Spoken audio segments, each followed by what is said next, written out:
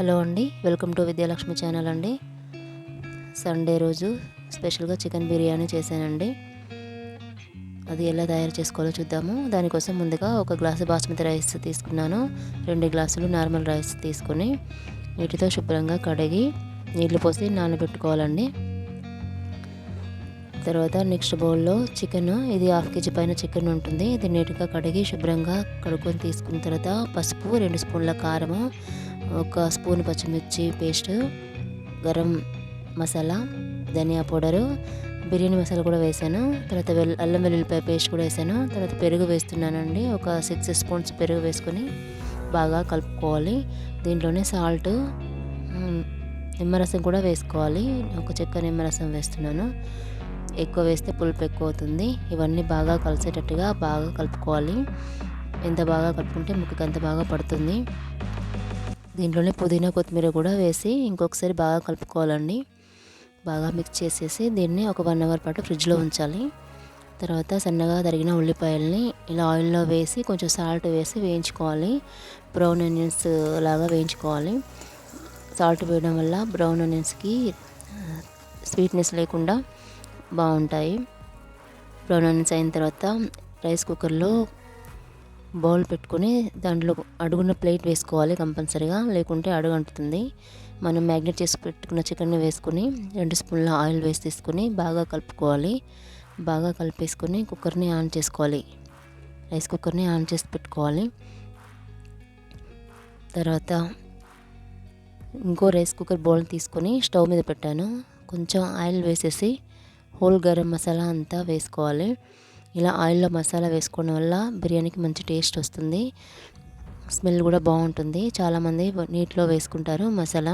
ఇలా ఒకసారి ట్రై చేసి చూడండి, చాలా బాగుంటుంది టేస్ట్.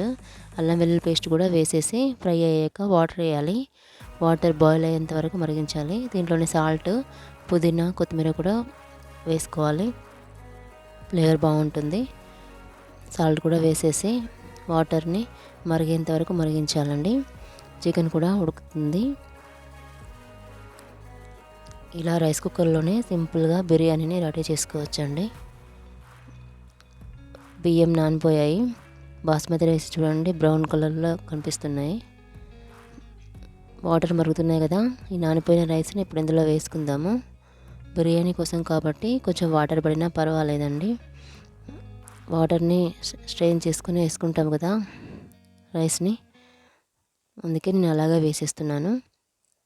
ఒకసారి కలుపుకొని మూతపెట్టి ఉడికించాలి. రైస్ 50% ఉడికేంత వరకు ఉడికించాలండి. చికెన్ కూడా బాగా ఉడికింది.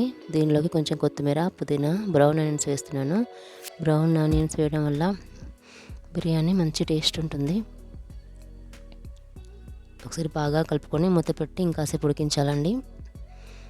రైస్ కూడా 50% ఉడికిపోయింది. ఇప్పుడు రైస్ కుక్కర్ బౌల్ని తీసుకొచ్చి నేను స్టవ్ పైన పెట్టాను.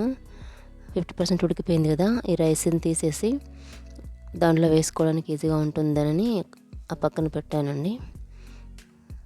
50% ఉడికిన రైస్ని ఇప్పుడు చికెన్ పైన వేసుకొని దానిపైన పుదీనా, కొత్తిమీర, బ్రౌన్ ఆనియన్స్ వేసుకోవాలి. రైస్ ఉడికే బౌల్ కింద స్టవ్ ఆఫ్ చేయకూడదండి, ఆనే ఉంచాలి. అప్పుడే రైస్ ఉడుకుతుంది, లేదంటే గట్టిగా ఉంటుంది. నెక్స్ట్ లేయర్కి 70% ఉడికిన రైస్ని వేసేసి మళ్ళీ పుదీనా, కొత్తిమీర, బ్రౌన్ ఆనియన్స్ వేయాలి. తర్వాత ఇంకో లేయర్ రైస్ వేసేయాలి. ఇప్పుడున్న రైస్ అంతా మొత్తం వేసేసి దానిపైన కూడా సేమ్ అలాగే బ్రౌన్ ఆనియన్స్, పుదీనా, కొత్తిమీర, ఒక 2 స్పూన్స్ నెయ్యి వేసేసుకోవాలి. కొంచెం వాటర్ తక్కువనే అనిపిస్తే మనము రైస్ వాటర్ ఉన్నాయి కదా, ఆ రైస్ వాటర్ని కొంచెం యాడ్ చేసుకోవచ్చు. ఇప్పుడు ఈ రైస్ కుక్కర్ని నేను రైస్ కుక్కర్లో పెట్టి స్విచ్ ఆన్ చేశాను. కొంచెం పసుపు వాటర్ వేయడం వల్ల మంచి కలర్ వస్తుంది. ఈ విధంగా వేసేసుకొని ఒక 15 minutes రైస్ కుక్కర్ని ఆన్ చేసి ఉంచితే చక్కగా ఉడికిపోతుంది బిర్యానీ. చూడండి ఎంత కలర్ఫుల్గా వచ్చింది. టేస్ట్ కూడా చాలా బాగుంటుంది.